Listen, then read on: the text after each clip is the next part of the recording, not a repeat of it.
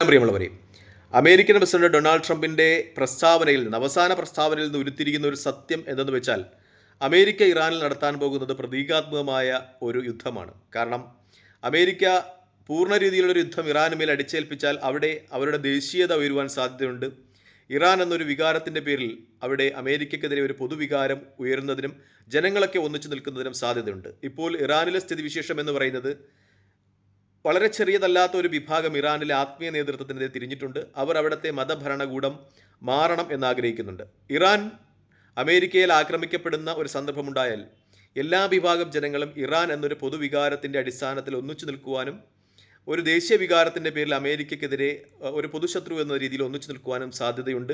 അത് മനസ്സിലാക്കിക്കൊണ്ട് തന്നെ അമേരിക്ക ഇപ്പോൾ ഇറാനിലെ ആത്മീയ നേതൃത്വത്തെ ഒരുപക്ഷെ തിരഞ്ഞുപിടിച്ച് നശിപ്പിക്കാനായിരിക്കും ശ്രമിക്കുക എന്ന രീതിയിലുള്ള വിശകലനങ്ങളാണ് പുറത്തു വരുന്നത്. പ്രത്യേകിച്ചും ഇറാൻ്റെ ആത്മീയ നേതാവ് ആയത്തുള്ള അലി ഖൊമനയി, അദ്ദേഹത്തിൻ്റെ മകനും പിൻഗാമിയുമാകിയ മുജ്തബ, അതുപോലെ ഇറാനിലെ ആത്മീയ നേതൃത്വം, ഇവരുടെ രണ്ടുപേർക്കും എന്തെങ്കിലും സംഭവിച്ചാൽ പകരം പുനഃപ്രതിഷ്ഠിക്കാൻ നിശ്ചയിച്ച് വെച്ചിട്ടുള്ള കുറച്ചധികം പുരോഹിതന്മാർ, അവരെയൊക്കെയും ലക്ഷ്യമാക്കിയിട്ട് അമേരിക്കയുടെ ഒരു കമാൻഡർ സ്റ്റൈലുള്ള ഓപ്പറേഷൻ ഉണ്ടാകും എന്ന രീതിയിലുള്ള നിഗമനങ്ങളാണ് പ്രധാനപ്പെട്ട അന്തർദേശീയ മാധ്യമങ്ങളൊക്കെയും റിപ്പോർട്ട് ചെയ്യുന്നത്.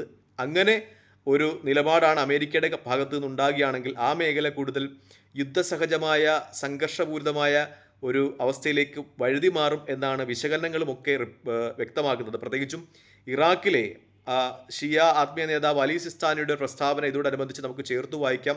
അദ്ദേഹം പറയുന്നത്, ആയത്തുള്ള അലി ഖമനയ്ക്ക് ജീവഹാനി സംഭവിക്കുകയോ ഇറാൻ ആക്രമിക്കപ്പെടുകയോ ചെയ്യുന്ന പക്ഷം ഇറാഖ് മൗനം വെടിയുമെന്നാണ്. ഇത് പറയുന്നത് ഇറാഖിലെ ആത്മീയ നേതാവ് അലി സിസ്താനിയാണ്. ഇറാനിലെ ആയത്തുള്ള അലി ഖമനയെ പോലെ തന്നെ ഇറാഖിലെ ഷിയ മതവിഭാഗം അവർ വളരെ പ്രാധാന്യം കൊടുത്തു ആദരിക്കുന്ന ഒരു നേതാവാണ് അലി സിസ്താനി. അദ്ദേഹത്തിൻ്റെ ഒരു പ്രസ്താവനയാണ് ഇപ്പോൾ ഇതോടനുബന്ധിച്ചുണ്ടാകുന്നത്. പ്രത്യേകിച്ചും ഇറാഖിൽ അമേരിക്കൻ സൈനികരൊക്കെ ഒരുപാടുണ്ട് എന്നിരിക്കെ അലി സിസ്താനിയുടെ പ്രസ്താവന വളരെ ഗൗരവമായി തന്നെയാണ് അന്തർദേശീയ മാധ്യമങ്ങളൊക്കെയും ചർച്ച ചെയ്തത്. അലി സിസ്താനിയുടെ പ്രസ്താവന ആ മേഖലയിൽ കൂടുതൽ സംഘർഷപൂരിതമായ ഒരു അന്തരീക്ഷത്തിലേക്ക് കൊണ്ടു ചെന്നെത്തിക്കുന്നു.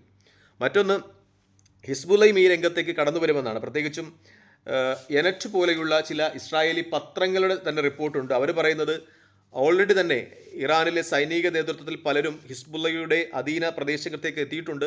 അവർ ഹിസ്ബുള്ളയുടെ സൈനിക നേതൃത്വത്തെ, ഹിസ്ബുള്ളയെ പുനഃപ്രതിഷ്ഠിക്കുന്ന രീതിയിലുള്ള പ്രവർത്തനങ്ങളിലേക്ക് കൊണ്ടുപോകുന്നു എന്നാണ്. അതായത് നേരത്തെ ഇസ്രായേലുമായിട്ടുള്ള നിരന്തര യുദ്ധത്തിൽ ഹിസ്ബുള്ളയ്ക്ക് ഒരുപാട് കേടുപാടുകൾ പറ്റിയിട്ടുണ്ടായിരുന്നു. അവരുടെ നേതൃത്വം തന്നെ അപ്പാടെ നിർമ്മാർജ്ജനം ചെയ്യപ്പെടുന്ന രീതിയിൽ ഈ വാക്കി ടോക്കി സ്ഫോടനങ്ങളൊക്കെ ഉണ്ടായിരുന്നു. അതിനുശേഷം ഇപ്പോൾ ഇറാൻ്റെ സൈനിക നേതൃത്വം നേരിട്ട് തന്നെ ഹിസ്ബുള്ളയുടെ അധീന പ്രദേശങ്ങളിലേക്ക് എത്തുന്നു, അവർക്ക് വേണ്ട നിർദ്ദേശങ്ങൾ കൊടുക്കുന്നു, അവർക്ക് വേണ്ട ആയുധങ്ങൾ എത്തിക്കുന്നു എന്ന് എനറ്റ് എന്ന പത്രം റിപ്പോർട്ട് ചെയ്യുന്നുണ്ട്. അതായത് ഹിസ്ബുള്ളയും ഒരുപക്ഷെ ഇറാൻ അമേരിക്കയാൽ ആക്രമിക്കപ്പെട്ടാൽ ഈ യുദ്ധത്തിൻ്റെ ഭാഗമായേക്കാം എന്ന നിഗമനം തന്നെയാണ് പുറത്തു വരുന്നത്.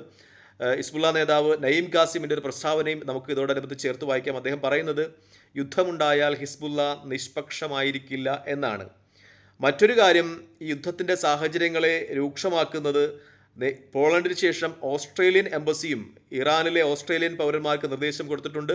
രാജ്യം വിടുവാൻ അവർ നിർദ്ദേശം നൽകിയിരിക്കുന്നു. ഏതെങ്കിലും ഒരു പക്ഷേ ഇറാനിൽ തങ്ങുവാനാണ് ഏതെങ്കിലും ഓസ്ട്രേലിയൻ പൗരൻ തീരുമാനിക്കുന്നതെങ്കിൽ അവരാവശ്യമായ വെള്ളം, വസ്ത്രം, ഭക്ഷണം എന്നിവ കരുതുക. ഈ അവസരത്തിൽ ഇറാനിൽ നിന്ന് തങ്ങളുടെ രാജ്യത്തേക്ക് ഓസ്ട്രേലിയയിലേക്ക് മടങ്ങുവാൻ അവസരമുണ്ട്. കുറച്ചുകൂടി കഴിഞ്ഞാൽ സാഹചര്യം ഒരുപക്ഷെ സങ്കീർണമാകും. അപ്പോൾ ഒരുപക്ഷെ അവിടെ നിന്ന് ഓസ്ട്രേലിയയിലേക്ക് മടങ്ങുവാൻ സാധിക്കില്ല എന്ന് ഓസ്ട്രേലിയൻ എംബസി നിർദ്ദേശം നൽകുന്നു എന്ന രീതിയിലുള്ള റിപ്പോർട്ടുകൾ മുഖ്യ മാധ്യമങ്ങൾ ചർച്ച ചെയ്യുന്നുണ്ട്. മറ്റൊന്ന്, ഇതുമായി ബന്ധപ്പെട്ട ഒരു വാർത്ത, അമേരിക്കയുടെ ഇസ്രായേലിലെ സ്ഥാനപതി മൈക്ക് ഹക്കബിയുടെ ഒരു ഇൻ്റർവ്യൂവുമായി ബന്ധപ്പെട്ടാണ്. മൈക്ക് ഹക്കബി ഗ്രേറ്റർ ഇസ്രായേലിനെ അനുകൂലിച്ചുകൊണ്ടുള്ള ചില പ്രസ്താവനകൾ നടത്തുന്നു. ടക്കർ കാൾസനുമായിട്ടുള്ള ഒരു ഇൻ്റർവ്യൂവിലാണ് അദ്ദേഹത്തിൻ്റെ ഗ്രേറ്റർ ഇസ്രായേൽ അനുകൂല പ്രസ്താവനകൾ വരുന്നത്.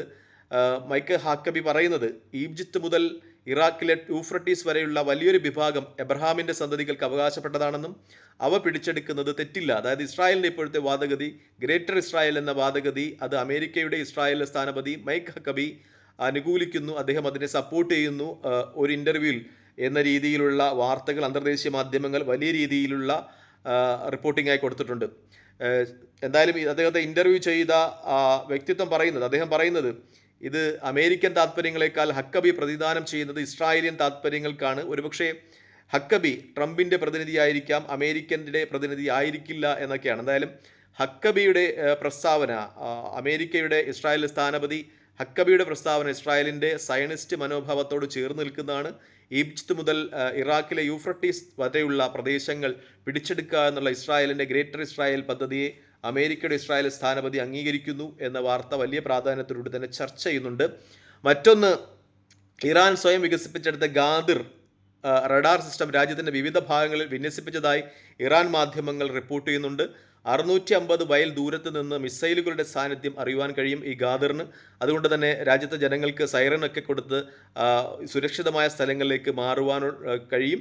അതുപോലെ വിമാനങ്ങളുടെ ദൂരം ഏകദേശം 350 മൈൽ ദൂരത്ത് തന്നെ യുദ്ധവിമാനങ്ങളുടെയൊക്കെ ഒരു സാന്നിധ്യം അറിയുവാൻ കഴിയും എന്ന ചില നിഗമനങ്ങൾ ഇറാൻ്റെ മാധ്യമങ്ങൾ നടത്തുന്നുണ്ട്. ഇറാൻ പ്രതിരോധ ശേഷി ഈ ഗാദിർ മിസൈലുകളുടെ ഗാദിർ പ്രതിരോധ സംവിധാനത്തിൻ്റെ വരവോടുകൂടി വികസിക്കും എന്ന നിഗമനം തന്നെയാണ് മാധ്യമങ്ങളും ഒക്കെ നടത്തുന്നത്. മറ്റൊരു വാർത്ത ഇതുമായി ബന്ധപ്പെട്ട് ഇറാൻ്റെ പടുകൂറ്റൻ കണ്ടെയ്നർ കപ്പൽ അടിമുടി പരിഷ്കരിച്ചുണ്ടായ ഷാഹിദ് ബഗേരി എന്ന് പറയുന്ന ഇറാൻ്റെ ട്രോൺ മിസൈലുകളാണ്, ട്രോൺ വാഹിനി കപ്പലുകളെക്കുറിച്ചുള്ള വാർത്തയും പുറത്തു വരുന്നുണ്ട്. 180 മീറ്റർ റൺവേ ഈ ട്രോൺ വാഹിനികൾ കപ്പലിന് ഷാഹിദ് ബഗേരിക്ക് ഉണ്ടെന്ന് പറയുന്നു. അതുപോലെ ട്രോണുകൾക്ക് പറന്ന് കുതിച്ചുയരാനുള്ള പ്ലാറ്റ്ഫോം, 60ഓളം ട്രോണുകൾക്ക് ഒരേ സമയം പാർക്ക് ചെയ്യാനുള്ള സൗകര്യം, കുറഞ്ഞ ചിലവിൽ ട്രോൺ യുദ്ധതന്ത്രം പയറ്റുന്ന ലോകത്തെ ഏറ്റവും കേപ്പബിളായിട്ടുള്ള ട്രോൺ വാഹിനി കപ്പലാണ് ഷാഹിദ് ബഗേരി എന്ന റിപ്പോർട്ടുകൾ അന്തർദേശീയ മാധ്യമങ്ങളൊക്കെയും റിപ്പോർട്ട് ചെയ്യുന്നു. എന്തായാലും ഇരുഭാഗത്തു നിന്നും യുദ്ധത്തിൻ്റെ അലയൊലികൾ തന്നെ ഉയരുന്നു എന്നതാണ് ഏറ്റവും പരമപ്രധാനമായ യാഥാർത്ഥ്യം. മറ്റു ചില റിപ്പോർട്ടുകൾ പ്രകാരം ഇറാഖ് അതിർത്തിയിൽ ഇറാനും വലിയ രീതിയിൽ സൈനിക മുന്നൊരുക്കങ്ങൾ നടത്തുന്നു എന്ന വാർത്ത റിപ്പോർട്ട് ചെയ്യുന്നുണ്ട്. പ്രത്യേകിച്ചും ആ ഭാഗത്ത് നിന്ന് മൊസാദിൻ്റെ ഒരു കടന്നുകയറ്റം ഇറാനിലേക്ക് ഉണ്ടാകുവാൻ സാധ്യതയുണ്ട് എന്ന നിഗമനത്തിലാണ് ഇറാൻ സൈന്യം ഇപ്പോൾ ഇറാഖ് അതിർത്തിയിൽ അവരുടെ ഒരു സൈനിക മുന്നൊരുക്കങ്ങളും പരിശോധനയും ഒക്കെ നടത്തുന്നതായി ചാനൽ 12 എന്ന് പറയുന്ന ചാനൽ റിപ്പോർട്ട് ചെയ്യുന്നത്. അതായത് പശ്ചിമേഷ്യയെ സംബന്ധിച്ച് യുദ്ധത്തിൻ്റെ കാഹളം മുഴങ്ങുന്നു എന്ന് തന്നെയാണ് റിപ്പോർട്ട്. പക്ഷേ സമാധാനത്തിൻ്റെ പരമായ ചില നീക്കങ്ങളും ഉണ്ടാകുന്നു. അമേരിക്കയെ സംബന്ധിച്ച് റഷ്യയും ചൈനയും കൂടുതൽ കാര്യക്ഷമമായി